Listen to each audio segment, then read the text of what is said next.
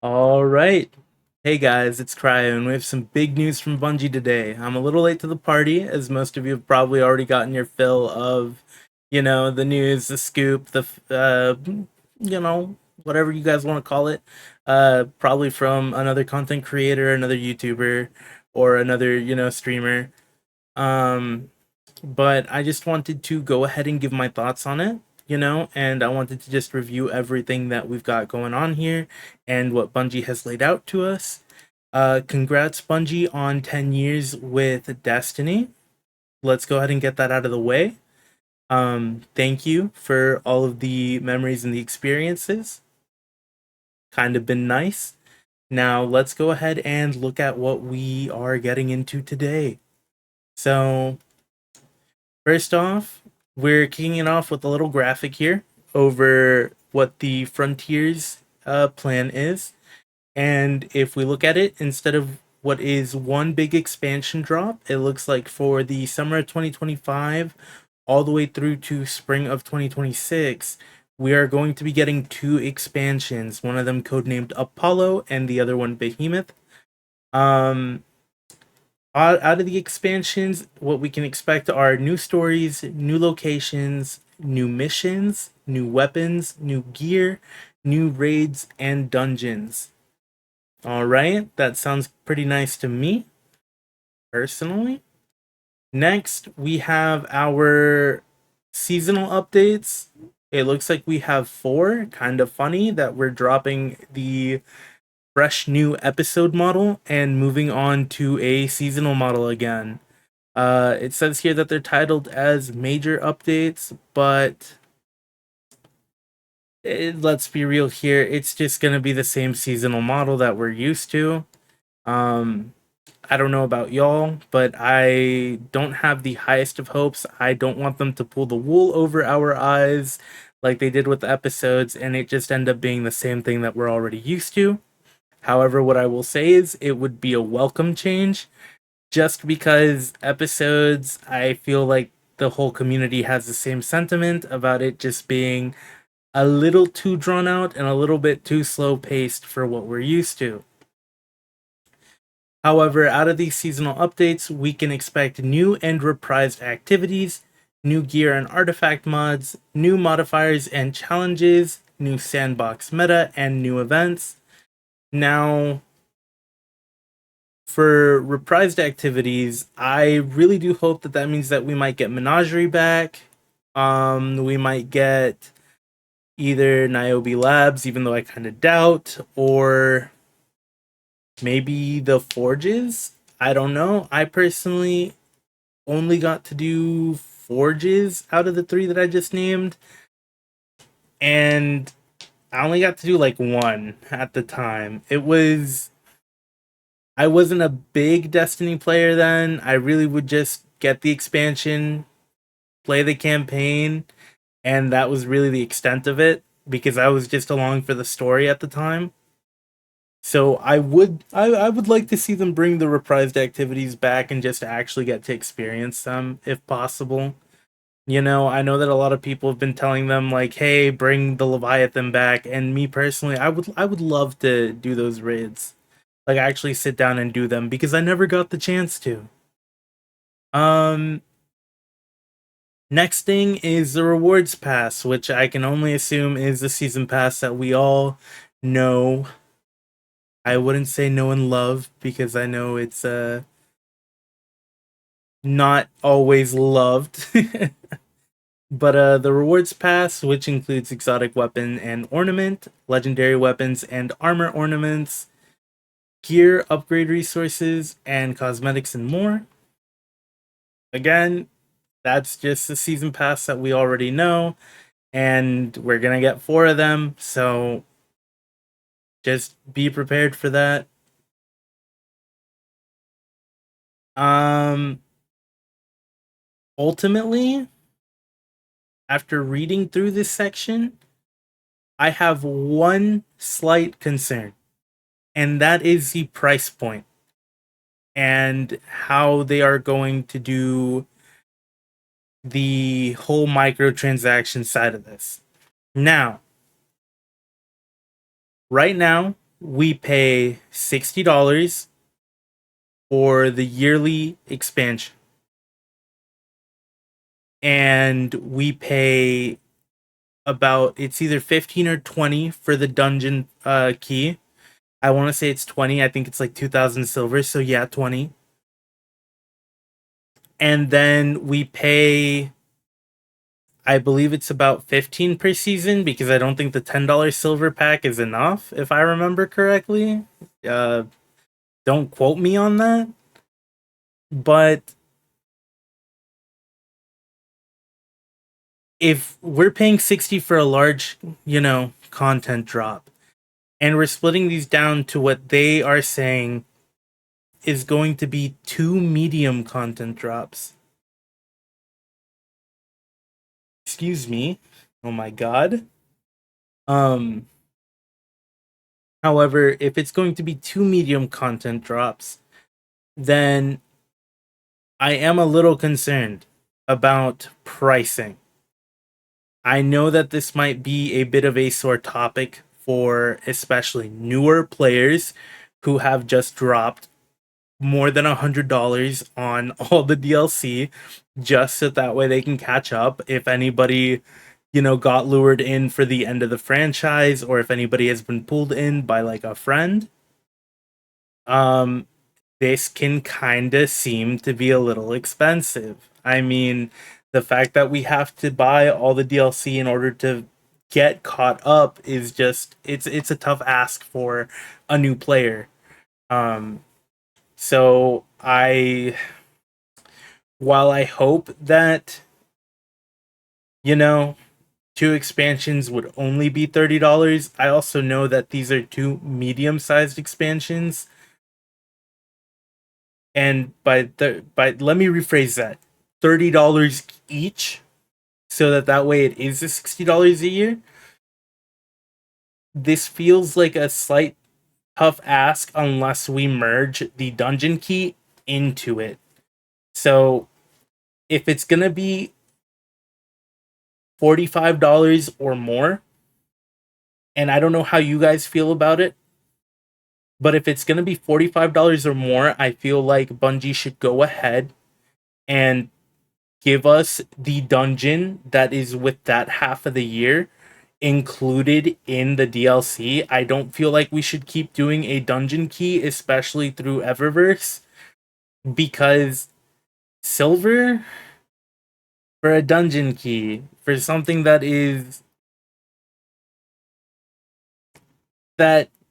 should be a part of the DLC is kind of a tough ask. At least in my opinion.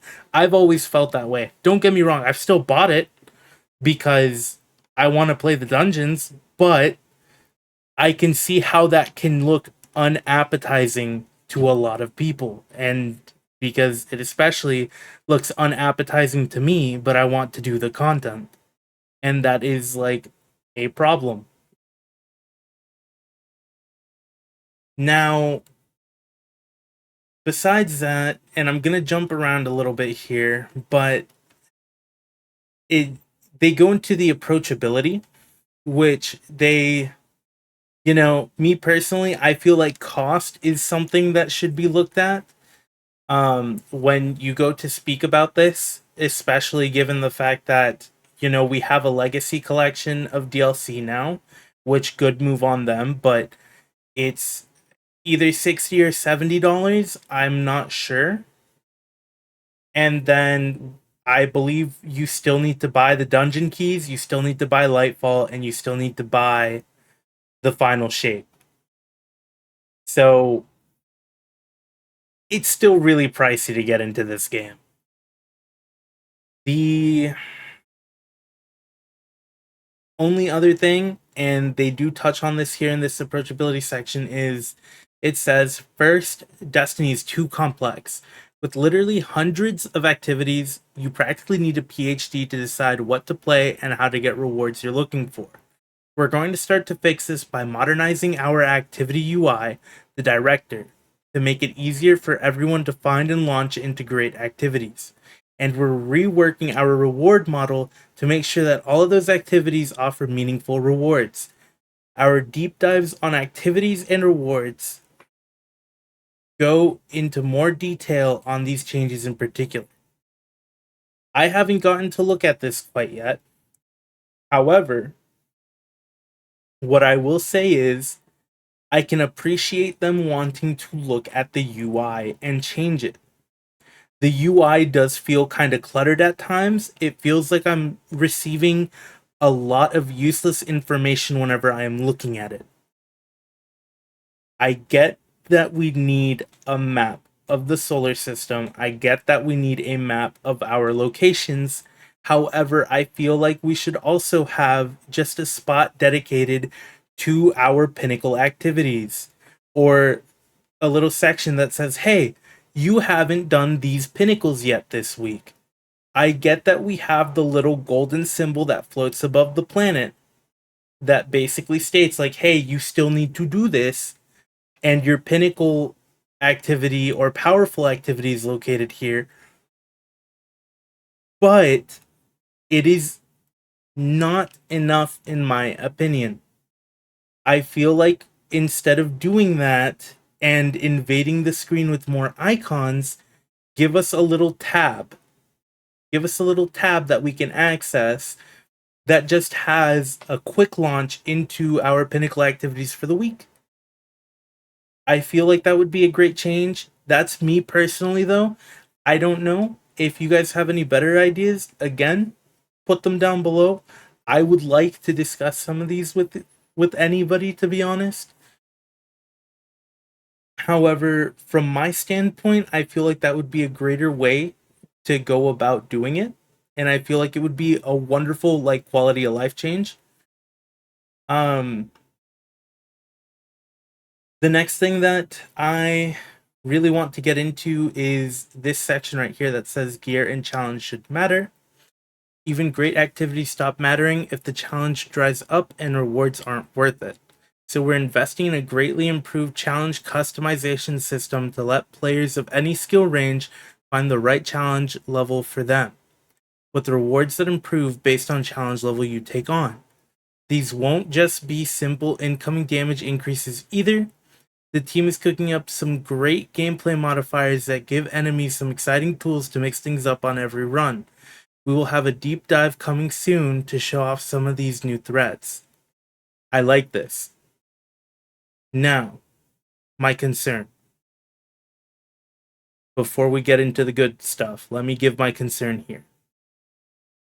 I don't know if y'all remember, or if, who all was playing at the time when they added surges to all of the activities, but I know that they quickly reverted that because it was not a popular change with the community.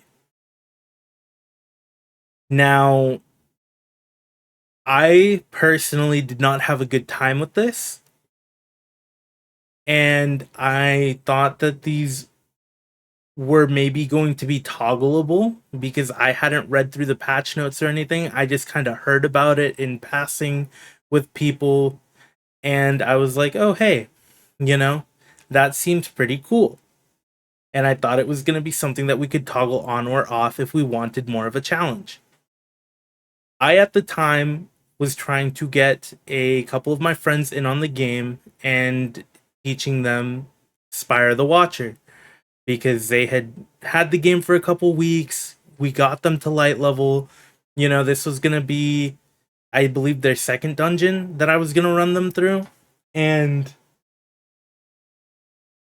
I myself, being somebody who has soloed that dungeon countless of times and even done solo flawless runs on it just for fun, I was having a very rough time teaching two people the dungeon on this new difficulty because I couldn't toggle off the modifiers.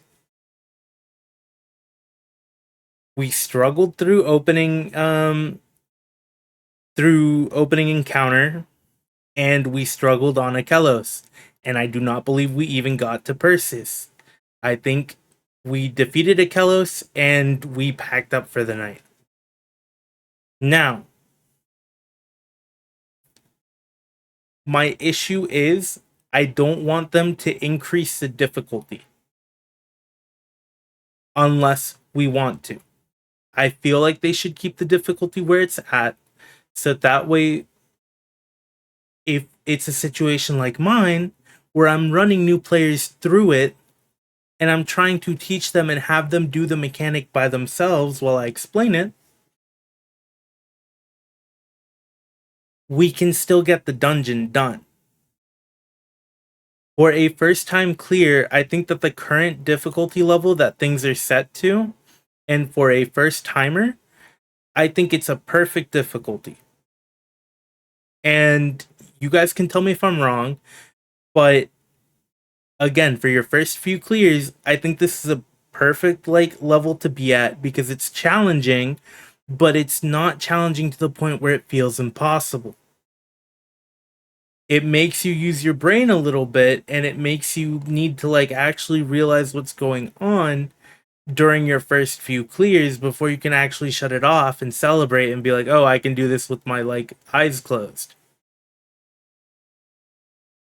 However, I am also a fan of this because of the fact that I tend to go in and solo dungeons, and some of them just feel too easy, i.e., Pit of Heresy and Shattered Throne, which everybody has, anybody that has tried to solo clear it has solo cleared it by now because of the fact that those two dungeons have been power crept.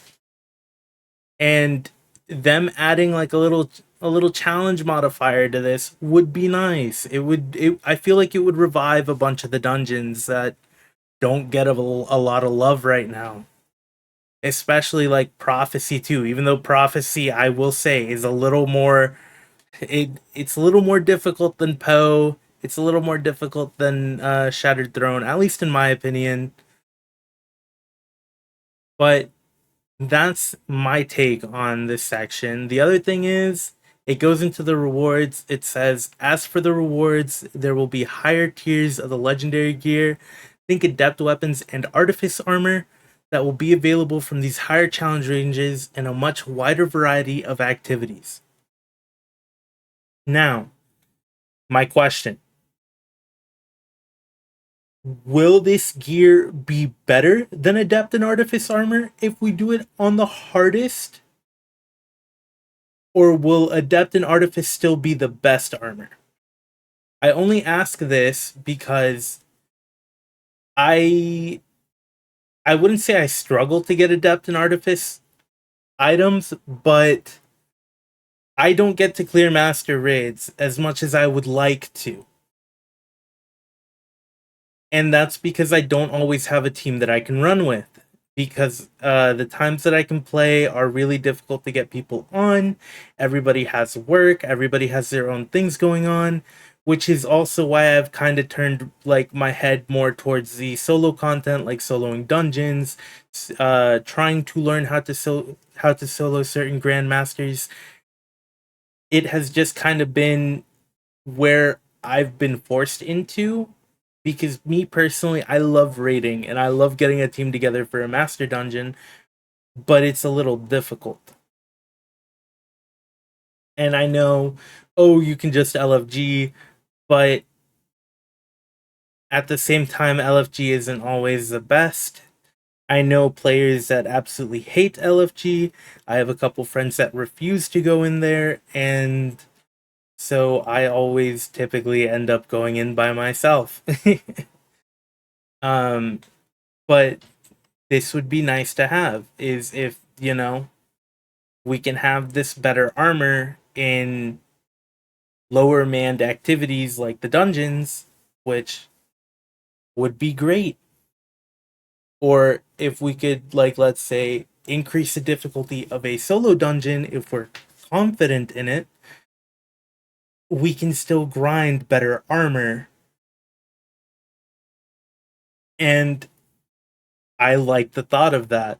I like the thought of being able to adjust something's difficulty to the point where I might just be getting beat 6 feet into the ground all the time, but it's helping me sharpen my skills as a player And if I can solo it, then I am just proving to myself, you know, that I can do it.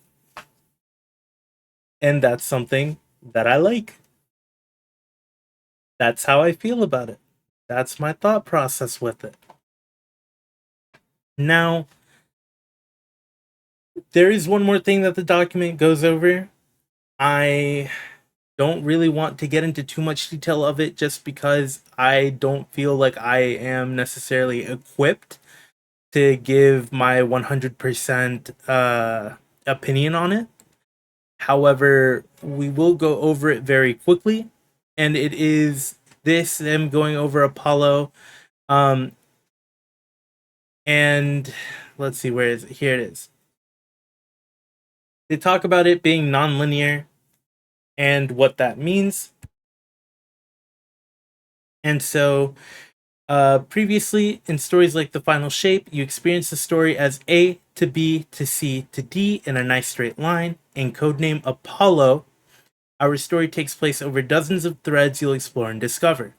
So when you land on our brand new location, the story starts at A, and then you can choose if you want to explore C first, or try to get into B, or maybe investigate D.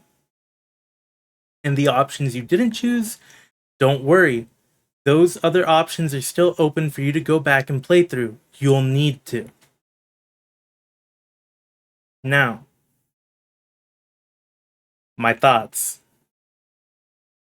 Again, I don't feel like I am 100% equipped to give my thoughts on this. However, what I can say is that I am very excited about this. Um, if done correctly, I feel like this would be a great formula for Bungie to run with, mainly because it would focus more on exploration rather than on the linear stories that we have experienced thus far. My only problem is if they end up adding too much exploration, we get into a bit of a thing of the quantity of stuff to do is there. However, the quality might not be there. And that is a big problem that I feel like Bungie has had in the past, especially when we think about DLCs like Shadowkeep or Beyond Light or even Lightfall as of, the recent drop.